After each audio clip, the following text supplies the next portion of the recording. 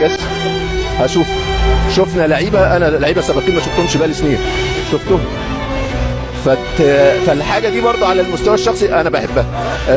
زمايل ليا في بعض المنتخبات المصريه، المسؤولين المصريين شفتهم بقالي كتير ما زرتش مصر، ومصر وحشتني. فكل ما حد يقابلني من مصر تحس ان انت الحنين.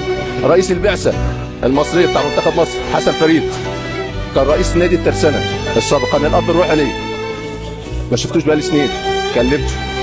فالحاجه دي كل حاجه حدث رياضي مهم، انما الجوانب اللي حوالين الحدث الرياضي، الجوانب العلاقات الاجتماعيه، الناس تشوف بعضها، الناس تحاول تقرب من بعضها. الجيل الصغير لما اجي اتفرج على ماتشات موريتانيا مثلا، يقول لي بعض الجيل الصغير يقول لهم موريتانيا دوله عربيه. دوله عربيه. جزر القمر يقول لي دوله عربيه. دوله عربيه. فالحاجات دي حاجات مهمه، حاجات مهمه. الناس